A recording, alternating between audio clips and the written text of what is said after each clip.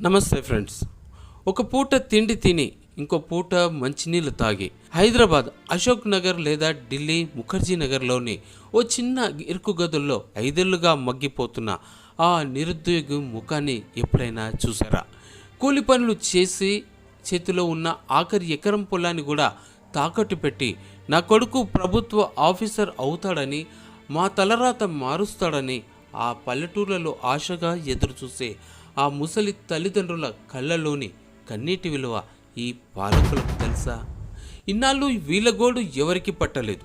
కానీ ఈరోజు స్వయంగా యోగా గురువు బాబా రామ్దేవ్ దేశం నడిబొడ్డున నిలబడి పాలకుల గుండెల్లో గుణపం దింపేలా మాట్లాడారు. ఉద్యోగాల్లో 90% అవినీతి జరుగుతోంది. చదువుకున్న పేదోడిని కులం, మతం, రికమెండేషన్ల పేరుతో బలిపీఠం ఎక్కిస్తున్నారు అని కుండబద్దలు కొట్టారు. ఈ రగిలిపోతున్న నిరుద్యోగుల ఆక్రందనను వెనుక ఉన్న పచ్చి నిజాలేమిటో గుండె విప్పి మాట్లాడుకుందాం. ఆలోచించండి ఫ్రెండ్స్. ఒక ఎగ్జామ్ రాయడానికి కుర్రాళ్ళు కష్టపడే కష్టం అంతా ఇంత కాదు. పెళ్ళిళ్ళు వదులుకున్నారు, పండగలకు ఇంటికి వెళ్ళడమే మానేశారు. యవ్వనాన్ని 4 గోడల మధ్యల పుస్తకాలకి అంకితం చేశారు. ఇక తీరా ఎగ్జామ్ హాల్కి వెళ్ళి చెమిటోడ్చి పరీక్ష రాస్తే ఆ బయటకు వచ్చేసరికి పేపర్ ముందే లీక్ అయిపోయింది. ఎగ్జామ్ క్యాన్సిల్ అని టీవీల్లో స్క్రోలింగ్ పడుతుంది. ఇక ఆ ఒక్క స్క్రోలింగ్ చూసి ఎంతమంది విద్యార్థుల గుండెలు పగిలి ఆత్మహత్యలు చేసుకున్నారో తెలుసా? ఎన్ని కుటుంబాలు దీపాలు ఆరిపోయాయో తెలుసా?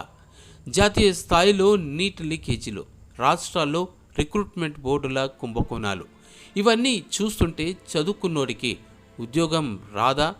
కోట్లు ఖర్చు పెట్టి పేపర్లు కొనే పైరవికారులకే ఈ దేశంలో బతికే హక్కు ఉందా? రామ్దేవ్ బాబా సరిగ్గా ఇదే పాయింట్ని ఎత్తి చూపించారు. అయితే రామ్దేవ్ బాబా ఏమన్నారో తెలుసా? కాలేజీల్లో కనీస సౌకర్యాలు లేవు. ఇంటర్వ్యూలలో 90% దారుణమైన అవినీతి రాజ్యమేలుతోంది.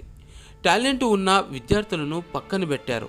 భావజాలం, కులం, మతం చూసి పోస్టులు ఇస్తున్నారు అని విద్యాశాఖ ముఖం మీద కొట్టినట్టుగా కరాఖండిగా చెప్పేశారు.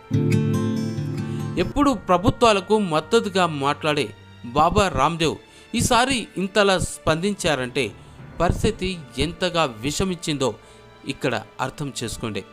ఇది కేవలం ఒక ప్రకటన కాదు, కోట్లాది మంది నిరుద్యోగుల గొంతులో దాగి ఉన్న అగ్నిపర్వతం. ప్రభుత్వాలు అన్నీ బాగున్నాయి, అన్ని రంగుల ప్రకటనలు ఇస్తున్నాయి, కానీ గ్రౌండ్ లెవెల్లో యువత రక్త కన్నీరు కారుస్తోంది. ఎన్నికలు రాగానే రాజకీయ నాయకులకు కులాలు గుర్తొస్తాయి, మతాలు గుర్తొస్తాయి, ఉచిత పథకాలు గుర్తొస్తాయి. కానీ ఈ దేశానికి వెన్నెముక లాంటి యువత భవిష్యత్తు ఎందుకు గుర్తురాదు?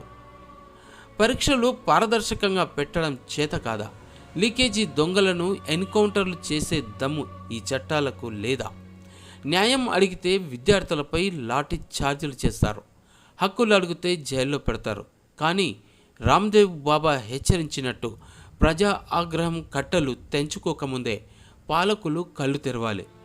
లేకపోతే ఆ ఆగ్రహ జ్వాలల్లో వ్యవస్థలే కాలిబూడితవుతాయి. మిత్రులారా, తలవంచకండి. మీ శ్రమ ఎప్పటికీ వృధా కాదు. మీ కన్నీళ్లకు సమాధానం చెప్పాల్సిన బాధ్యత ఈ పాలకులదే. అవినీతికి వ్యతిరేకంగా, పేపర్ లీకులకు పాల్పడే ఉన్మాదులకు వ్యతిరేకంగా మనమంతా ఒకటవ్వాలి. ప్రశ్నించడం ఆపకండి. చట్టబద్ధంగా, రాజ్యాంగబద్ధంగా ఉన్న మన హక్కుల కోసం నిలబడదాం, పోరాడదాం. ఒక పేద విద్యార్థి కల నెరవేరిన రోజే ఈ దేశానికి నిజమైన స్వాతంత్రం. నిరుద్యోగ భారతం మేల్కోవాలి.